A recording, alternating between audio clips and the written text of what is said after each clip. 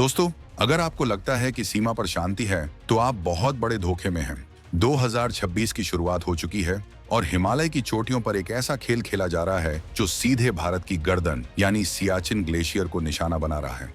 चीन और पाकिस्तान, ये दोनों वो पड़ोसी हैं जो सुधरने का नाम नहीं ले रहे। 1963 में पाकिस्तान ने एक बहुत बड़ी गद्दारी की थी और आज 2026 में उस गद्दारी का नतीजा एक कंक्रीट की सड़क के रूप में हमारे सामने खड़ा है। लेकिन ठहरिए, ये 1962 वाला भारत नहीं है। ये 2026 का न्यू इंडिया है जो आंखों में आंखें डालकर बात ही नहीं करता, बल्कि आंखें निकाल लेने का दम भी रखता है। आज हम खोलेंगे शख्सगाम घाटी की वो फाइल जिसे दबाने की कोशिश की जा रही है। हम बात करेंगे उस सैंडविच साजिश की जिसमें एक तरफ से पाकिस्तान और दूसरी तरफ से चीन हमें घेरने की फिराक में है। और सबसे बड़ी बात, हम आपको बताएंगे कि कैसे भारतीय सेना ने जरावर टैंक और प्रलय मिसाइलों के साथ अपनी बजरंग बली वाली गदा उठा ली है। गद्दारी का इतिहास, जब पाकिस्तान ने बेचा भारत का हिस्सा। सबसे पहले बात करते हैं उस जड़ की जहां से ये सारा फसाद शुरू हुआ। नक्शे पर नजर दौड़ाइए। सियाचिन ग्लेशियर के उत्तर में एक इलाका है जिसे कहते हैं शख्सगाम घाटी।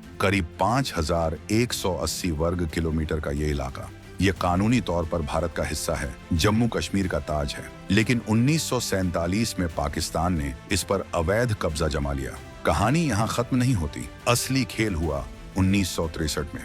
पाकिस्तान को समझ आ गया था कि भारत से पंगा लेना उसके बस की बात नहीं, तो उसने वो किया जो एक बुजदिल करता है। उसने अपने आका चीन को खुश करने के लिए भारत की यह जमीन तोहफे में दे दी।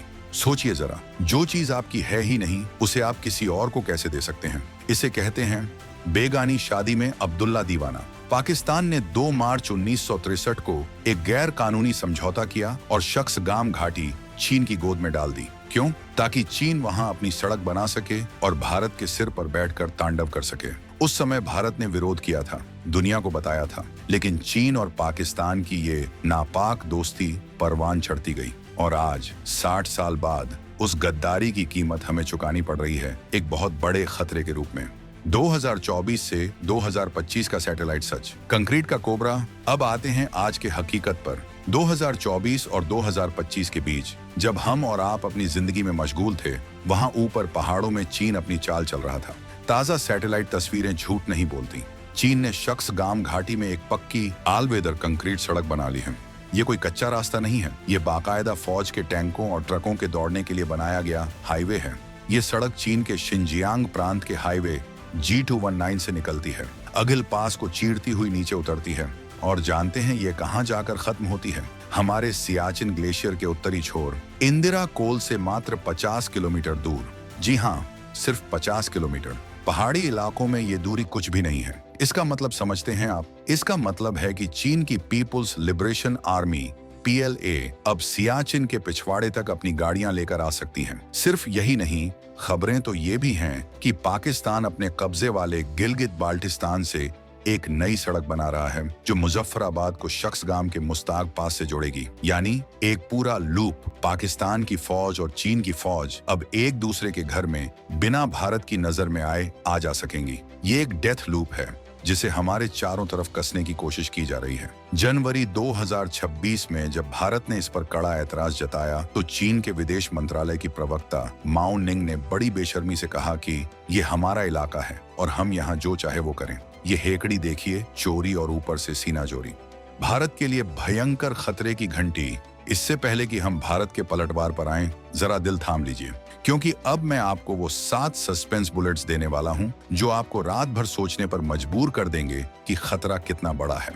नंबर 1, सियाचिन अब सिर्फ एक तरफ से नहीं बल्कि 2 तरफ से घिर चुका है। इसे कहते हैं सैंडविच ट्रैप। दक्षिण से पाकिस्तानी फौज और उत्तर से अब चीनी सेना। अगर जंग छिड़ी तो हमें एक साथ 2 मोर्चों पर लड़ना होगा। नंबर 2, चीन की ये नई सड़क सिर्फ सैनिकों के लिए नहीं है। इंटेलिजेंस रिपोर्ट्स इशारा कर रही हैं कि इसका इस्तेमाल गिलगित बाल्टिस्तान से यूरेनियम चोरी करके चीन ले जाने के लिए किया जा सकता है। यानी हमारी ही जमीन के संसाधन लूटकर चीन अपने परमाणु बम बना रहा है। नंबर 3, अघिल पास, जहां से ये सड़क गुजरती है, 4800 मीटर की ऊंचाई पर है। 2024 तक यहाँ परिंदा भी पर नहीं मार सकता था, लेकिन अब यहाँ चीनी ट्रक फर्राटे भर रहे हैं। इसे कहते हैं सालामी स्लाइसिंग, धीरे धीरे हमारी जमीन निगलना। नंबर 4, ये सड़क काराकोरम पास के लिए भी खतरा है। अगर चीन चाहे तो वो यहाँ से हमारे दौलत बेग ओल्डी DBO सेक्टर का रास्ता काट सकता है। DBO हमारी आखिरी हवाई पट्टी है। अगर वो कटी तो लद्दाख का एक बड़ा हिस्सा खतरे में आ जाएगा। नंबर 5, चीन ने शक्सगाम में जो सड़क बनाई है वो G219 हाईवे से जुड़ती है। G219 वही सड़क है जो अक्साई चीन से गुजरती है, यानी पूरा चीनी सप्लाई नेटवर्क अब सियाचिन के सिर पर आकर जुड़ गया है। नंबर 6, पाकिस्तान इस खेल में सिर्फ प्यादा नहीं है। मुजफ्फराबाद मुस्ताग पास लिंक का मतलब है कि चीनी सेना अब सीधे POK में घुसकर भारत के पश्चिमी बॉर्डर पर भी दबाव बना सकती है। 1999 के कारगिल युद्ध को याद कीजिए। अब सोचिए अगर उस समय चीन भी पीछे से आ जाता तो क्या होता। दोस्तों, अब भारत का जवाब सुनिए। जनवरी 2026 में भारत के विदेश मंत्रालय के प्रवक्ता रणधीर जायसवाल ने साफ कहा, हम इस बदलाव को नहीं मानेंगे, हम अपनी सुरक्षा के लिए जरूरी कदम उठाएंगे।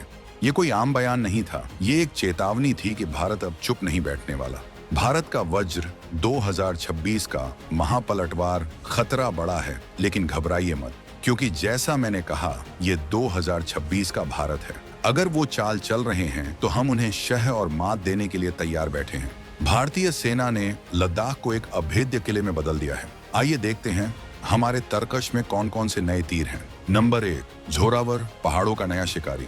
सबसे पहले मिलिए भारतीय सेना के नए बाहुबली से, झोरावर लाइट टैंक। चीन अपने हल्के टैंक लाकर हमें डरा रहा था। लो जी, हमने अपना खुद का टैंक उतार दिया। 25 टन का ये स्वदेशी टैंक लद्दाख की पतली हवा और खड़ी ढलानों पर चीते की तरह दौड़ता है। इसमें लगा है 760 हॉर्स पावर का अमेरिकी कमिंस इंजन और 105 मिलीमीटर की खतरनाक तोप। ये सिर्फ गोला नहीं दागता, बल्कि एंटी टैंक गाइडेड मिसाइलें भी छोड़ता है। 2026 की शुरुआत में ही इसके यूजर ट्रायल्स लद्दाख के रेगिस्तान में शुरू हो चुके हैं। ये टैंक भारी भरकम T-90 जैसा नहीं है जो पहाड़ों में फंस जाए। ये वहां भी जा सकता है जहां चीनी सोच भी नहीं सकते। इसे विशेष रूप से चीन के टाइप 15 टैंकों का शिकार करने के लिए बनाया गया है। नंबर 2, प्रलय, चीन के लिए कयामत। अगर चीन को लगता है कि वो अपनी रॉकेट फोर्स से हमें डरा लेगा, तो हमारे पास है प्रलय। ये भारत की नई बैलिस्टिक मिसाइल है। रेंज 150 से 500 किलोमीटर, लेकिन इसकी खासियत रेंज नहीं, इसकी चाल है। ये मिसाइल हवा में अपना रास्ता बदल सकती है, जिससे इसे मार गिराना लगभग नामुमकिन है। सरकार ने 120 प्रलय मिसाइलों की तैनाती को मंजूरी दे दी है। इन्हें चीन और पाकिस्तान दोनों सीमाओं पर तैनात किया जा रहा है। अगर शक्सगाम में चीन ने कोई हिमाकत की, तो प्रलय उनके बंकरों, रडार स्टेशनों और सप्लाई लाइनों को मिनटों में राख कर देगी। इसे कहते हैं ईंट का जवाब पत्थर से नहीं, पहाड़ से देना। नंबर 3, न्योमा एयरबेस, आसमान का सिकंदर। दिसंबर 2025 और जनवरी 2026 के बीच भारतीय वायुसेना ने पूर्वी लद्दाख में न्योमा एयरबेस को पूरी तरह ऑपरेशनल कर दिया है। ये दुनिया के सबसे ऊंचे एयरफील्ड्स में से एक है, 13,700 फीट की ऊंचाई पर। पहले यहाँ सिर्फ हेलीकॉप्टर उतरते थे, लेकिन अब यहाँ फाइटर जेट्स गरज रहे हैं। ये LAC से 50 किलोमीटर से भी कम दूरी पर है। इसका मतलब है कि हमारे राफेल और सुखोई विमानों को सीमा तक पहुंचने में मिनट नहीं, सेकंड लगेंगे। चीन के होठान एयरबेस को अब सीधी टक्कर मिलेगी। नंबर 4, ड्रोन वॉरफेयर, तीसरी आंख। लड़ाई अब सिर्फ जमीन पर नहीं, हवा में भी है। 2025 में हुए इचायम ड्रोन आथॉन में भारतीय कंपनियों ने कमाल कर दिया। वराला पास पर 18,000 फीट की ऊंचाई पर हमारे स्वदेशी ड्रोन्स ने माइनस तापमान में उड़ान भरकर दिखा दिया कि हम किसी से कम नहीं। बेंगलुरु की कंपनी नॉटिकल विंग्स ने चांगला पर अपने ड्रोन उड़ाए। और तो और, सेना ने सोलर पावर वाले ऐसे ड्रोन्स खरीदे हैं जो बिना रुके 24 घंटे तक आसमान में रहकर चीन की एक एक हरकत पर नजर रख सकते हैं। अब शक्सगाम की घाटियों में चीन क्या खिचड़ी पका रहा है, ये हमारी तीसरी आंख से नहीं छिप पाएगा। नंबर 5, इंफ्रास्ट्रक्चर की क्रांति, BRO का धमाका। दिसंबर 2025 में रक्षा मंत्री राजनाथ सिंह ने एक साथ 125 प्रोजेक्ट्स देश को समर्पित किए। इनमें सबसे खास है श्योक नदी पर बनी सुरंग और सड़कें। अब हमारी सेना के पास दौलत बेग ओल्डी DBO तक जाने के लिए साल भर खुली रहने वाली सड़क है। चाहे बर्फ गिरे या बारिश, हमारी सप्लाई लाइन नहीं रुकेगी। 5,000 करोड़ रुपए का ये निवेश बताता है कि भारत अब रुकने वाला नहीं है। सिर्फ हथियारों से नहीं, भारत अब कूटनीति में भी आक्रामक है। जनवरी 2026 में जब चीन ने शक्सगाम को अपना बताया, तो भारतीय विदेश मंत्रालय ने जो जवाब दिया वो सुनने लायक था। उन्होंने साफ कह दिया, शख्सगाम भारत का है और हम 1963 के उस गैर कानूनी समझौते को नहीं मानते।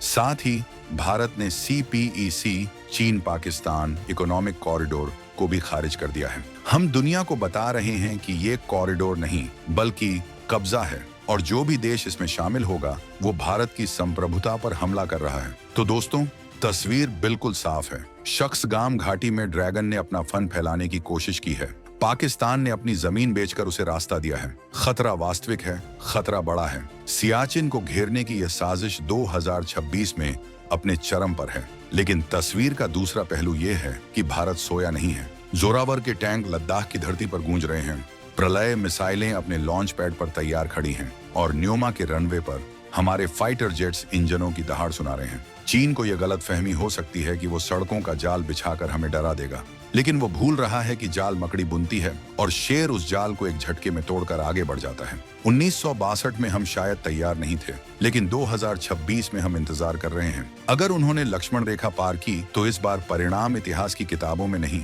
बल्कि भूगोल के नक्शों में बदलाव के तौर पर देखे जाएंगे। शख्सगाम हमारा था, हमारा है और एक दिन शायद हमारे नक्शे पर ही नहीं, हमारे पैरों के नीचे भी होगा।